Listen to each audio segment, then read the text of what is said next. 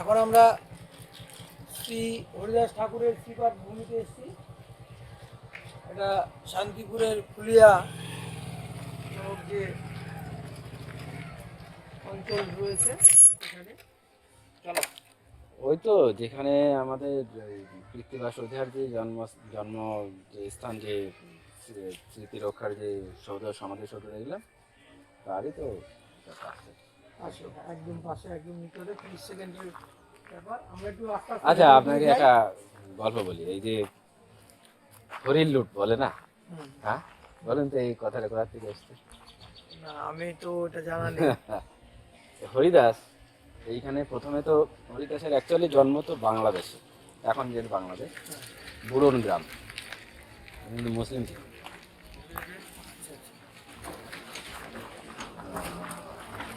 তা ওইখানে জন্মানোর পরে বেনাপোল আছে, যে বর্ডার বেনাপোল, ওইখানটায় সাধনা করছে।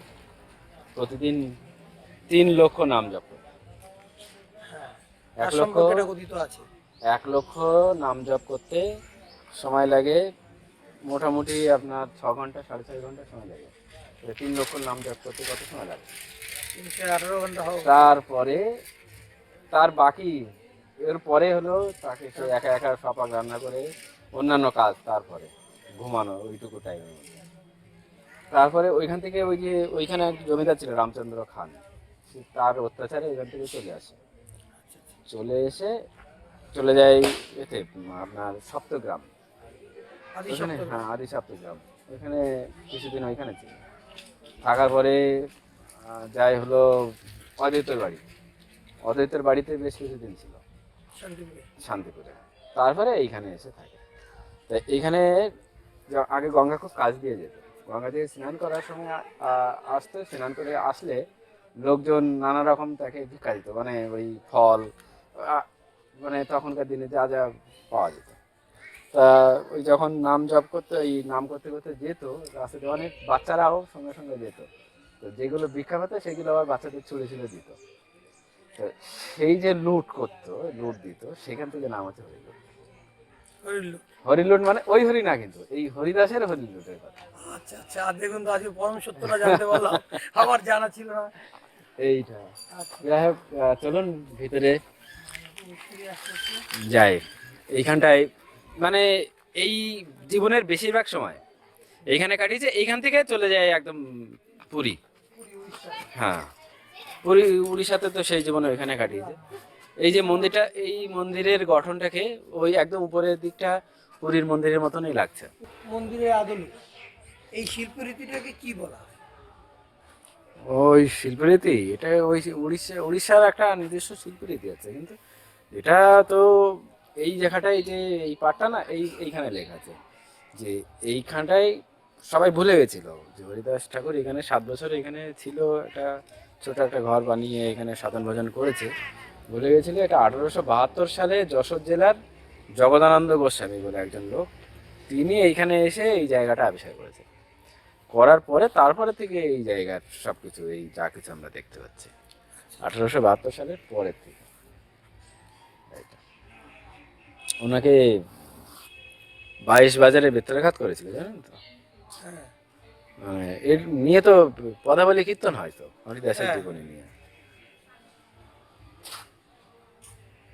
এইটা হলো ওই যখন হরিদাস ঠাকুর মারা যায়, তখন পুরীতে তার ওই দেহ নিয়ে মহাপ্রভু নৃত্য করেছিল পুরীর এতে, এর ধারে, হ্যাঁ, সমুদ্রের ধারে।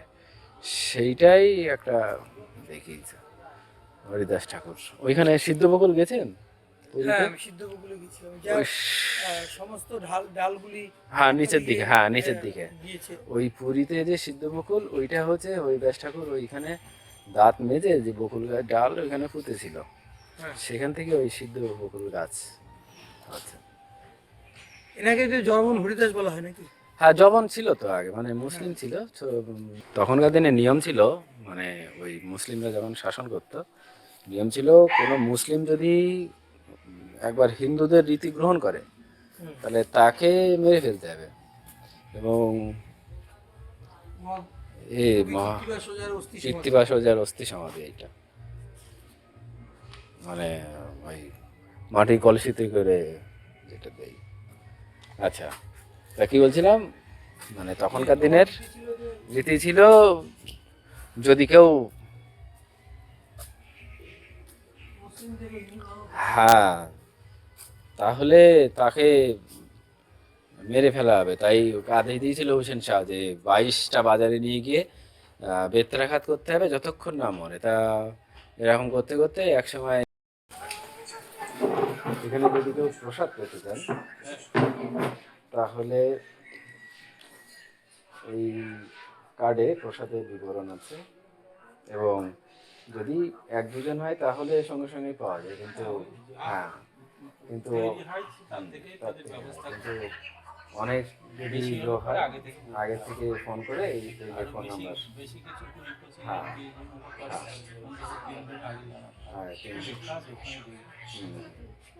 হ্যাঁ 15 জনের বেশি হলে 3 দিন আগে জানাতে হবে। আর প্রসাদের মূল্য অর্ধেক আগাম দিতে হবে, মানে ইয়েতে পাঠিয়ে দিতে হবে, ব্যাংকের ওই কিউআর কোডে। হ্যাঁ, আর ফোন নাম্বার হলো 9635150766। আচ্ছা আচ্ছা।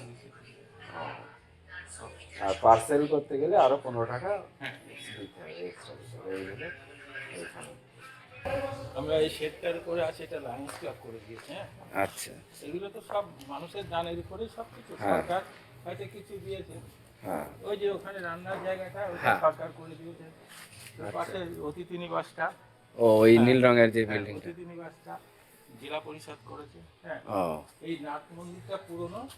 এই যে আচ্ছা। পরবর্তীকালে এই যে জিতেন্দ্রনাথ কর্মকার হ্যাঁ, এরা এরা দান করেছে। এরা দান এই সে- এইগুলো, মেঝেতে দেখি। আচ্ছা আচ্ছা এটা নাট মন্দির, এটা হচ্ছে কানাই বলাই জিউ। আচ্ছা, কানাই বলে। এটা রেকর্ডেন কানাই বলাই জিউ। ও ডান দিকে রাধাকৃষ্ণ, হুম। বাঁ দিকে বলরাম দেবতী। নিয়েছেন ছবি? না, ছবির ভিতরে যায়নি। হ্যাঁ, যান।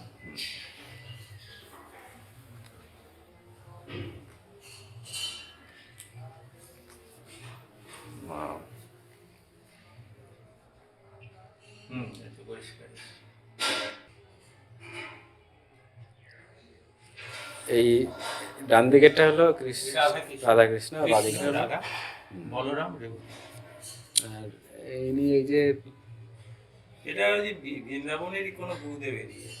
ও আর ও তো ওই যে ছবিতে সরগোস্বামী। হ্যাঁ, আচ্ছা আচ্ছা, গুরু পরম্পরা, মানে পরপর যে গুরুদের আচ্ছা। ছবিগুলো রয়েছে। এটা পূজার নির্বাণটা না, ছবি ও গোপার অর্থটা কি? গোপা হচ্ছে মানে আবিধানিক অর্থ হচ্ছে বিগ হোল, বড় গর্ত। আর এমনি আচ্ছা, আর এইটা একটা দেওয়ালের গায়ে সাঁটা ছিল লাগানো ও ছিল। এটাই পুরনো, কিন্তু আচ্ছা, এটাই এইখানকার সাঁটা ছিল। এটা ছবিটা নেন, দেখেন পুরো দেখবেন পরে। হুম এই যে এখানে এই ছিলেন যে গোপার গোফা, ভিতরে মহানাগ, কুলিয়াবাসী সবই কয় গোপা ছেড়ি বাড়ি। হুম, হুম হুম এটা। আর এই যে সামনে যে মন্দিরটা দেখছেন, হ্যাঁ, এটা হচ্ছে কালী মন্দির। মানে এটা তো এখন নতুন বানানো, এটা মানে নতুনই হয়েছে। আমি বলি জগদম্বা বলে এক মহিলা পুজো করতেন, এটা আচ্ছা চৌকো ঘর ছিল, সেই আচ্ছা ঘরের মধ্যে। তারপরে এই গত 1 বছর হলো এটাকে নতুন করে করে দিয়েছেন আগে। এখানকার এই সংস্থার মানে স্মৃতিরক্ষা সমিতির, হ্যাঁ। হরিপাঠ স্মৃতিরক্ষা সমিতির সভাপতির জামাই সম্ভবত করে দিয়েছেন। হ্যাঁ, আচ্ছা মন্দিরটা। আর এইটা হচ্ছে এখান মিডিলে যেটা হ্যাঁ পুরীর উপকূলে, হ্যাঁ হ্যাঁ হ্যাঁ পুরী বিচে, সেখানে হরিদাস মারা যাওয়ার পরে হ্যাঁ মহাপ্রভু নিজে কোলে করে আর কি হ্যাঁ। স্নান করানোর দৃশ্য, হুম হুম মানে অন্ত্যেষ্টিক্রিয়ার পূর্ব মুহূর্ত হ্যাঁ মিডিলটা করে দিয়েছে। আর এই পাশে ফুলিয়ার দুই ব্যবসায়ী করে দিয়েছে। হ্যাঁ, আচ্ছা আচ্ছা, এই দুপাশে দুপাশে যে দুটো। আচ্ছা, এখানকার আর ও একটা কথা বলতে ভুলে গেছি, ওটা কিন্তু কাঠের মূর্তি রাধাকৃষ্ণ ও আর বলরাম ওই- দেবতী। ওইটা হ্যাঁ, আচ্ছা আচ্ছা। আর একটা রাধাকৃষ্ণ আর বলরাম। কৃষ্ণ বলরাম, আমি পাশটা ভাবতে পারছিলাম না উনি কে। বলরাম রেবতী। ময়ূরের দেবতী পালক হচ্ছে করেছে। বলরামের স্ত্রী। হ্যাঁ রেবতী বলরাম। এখানে ছিল এখন তো ওইসব ছিল না, এখানে রান্না টান্না করা হতো, ভোগ প্রসাদ আগে। হতো। এখন প্রসাদের ঘর ওইদিকে করা হতো। হ্যাঁ। এটা এখন এইভাবেই আছে। এর মধ্যেও আছে চৈতন্যদেবের মূর্তি, হরিদাসের একটা মূর্তি, ওই প্রসেশনে হ্যাঁ। এই সামনে অনুষ্ঠান আছে পৌষ সংক্রান্তিতে, আচ্ছা, প্রসেশনে বের করা হয়। পৌষ সংক্রান্তি কি হরিদাসের এটা মানে? না, এখানে একটা পৌষ সংক্রান্তিতে একটা মহোৎসব হয়। হ্যাঁ, ও মানে এখানে 14-15 হাজার এই লোক এখানে সেবা করে। আচ্ছা, হ্যাঁ, মহোৎসব পৌষ সংক্রান্তি, এটাই মূল মহোৎসব, দীর্ঘদিন ধরে হয়। এইখানটায়। তারপরে দোল নবমীতে, মানে দোল পূর্ণিমাতে তো হয়, হ্যাঁ। পূর্ণিমার পরের নবমীতে এখানে দোল হয় একটা। ও বুঝতে পেরেছেন? মানে ওই পূর্ণিমার পরের নবমীতে অদ্বৈত ও। পাঠে যেরকম অষ্টম দোল, এখানে নবম দোল। ও আচ্ছা, আসেন এদিকে।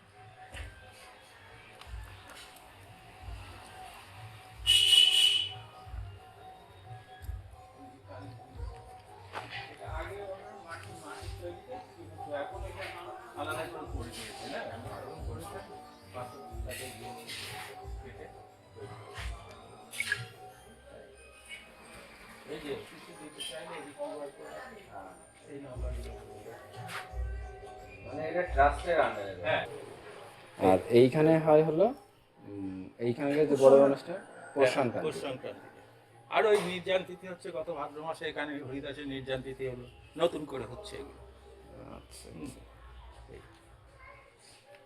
ঠিক আছে। সারা বছর দাদা কত ভক্ত সমাগম ঘটে? তা এখন ঘটনাটা কি, প্রত্যেক দিন তো 400-500 লোক আসা যাওয়া করছে। এবার হিসাব করে নেন, যদি গড়ে আমি 500 জনই ঘুরি, পার ডে? পার ডে এখানে লোকজন যা আসা এখনকার, আগে একটু কম হতো। হ্যাঁ, এখন প্রচারের স্বার্থে হ্যাঁ, এখন অনেকটাই, বেশি হয়েছে। তবুও খুব বেশি লোক জানে না। আমাদের পশ্চিমবঙ্গ বাদ দিয়ে অন্যান্য রাজ্য থেকে আসে। হ্যাঁ, কর্ণাটক থেকে এসছে, গুজরাট থেকে আসে, মহারাষ্ট্র থেকে আসে, বাস ধরে। ইসকনের দৌলতে আরো তো সারা ভারতবর্ষ ছড়িয়ে গেছে হরিদাসের নাম। হ্যাঁ, ঠিক আছে, আর কৃত্তিবাসের নাম তো আগে থেকেই ছড়ানো আছে, একদম জাপান টাপান সব অব্দি, জাপান। এখানে কৃত্রিমা মানে ট্রাস্টের মধ্যে দেখলাম ইসকনের নাম লেখা রয়েছে। ইসকন ওই যে মেমোরিয়াল বিল্ড বাই ভক্তি হ্যাঁ, ওই যে ভক্তি বেদান্ত, ওটা তো ইসকনেরই ট্রাস্ট। হ্যাঁ, ইসকন ফাউন্ডার এসি ভক্তি বেদান্ত। হ্যাঁ, হ্যাঁ, যার জন্য এটা লিখেছে, ওদের সহযোগিতাই করেছে, ওনাদের দেয়নি কিন্তু, ও। কমিটির আন্ডারেই আছে, ওনারা সহযোগিতা করেন। আচ্ছা, আচ্ছা, বা ভক্তিতে হুম। তো এবার যদি মানে কমিটি চাই, ওরা আরো সহযোগিতা করতে পারে। এরকম ধরনের সেদিন একজন এসেছিল, হ্যাঁ, তো বলে গেলেন এরকম। আচ্ছা। এই তো, তবে ইতিহাসের বিকৃতি তো থাকেই, বিকৃতি থাকে। ইতিহাস অনেক পরবর্তীকালে হতে হতে হতে হতে বিকৃত হতে হতে আরো অন্য পর্যায়ে চলে যায়, তো মূল একটা ঘটনা থাকেই। ভারতবর্ষে যত এইসব বিখ্যাত জায়গা আছে, তার সত্য একটা ঘটনা আছেই, কিছু না কিছু আছেই। প্রসাদ পেতে হলে আগে যোগাযোগ করতে হবে। হ্যাঁ,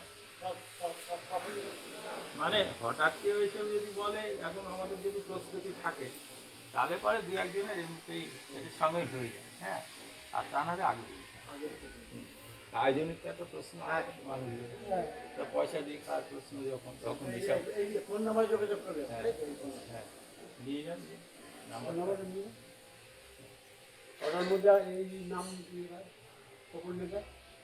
আমি বলি, ওই যে 2-3 দিন আগে, বেশি লোক হলে পরে 2-3 দিন আগে জানাতে হবে।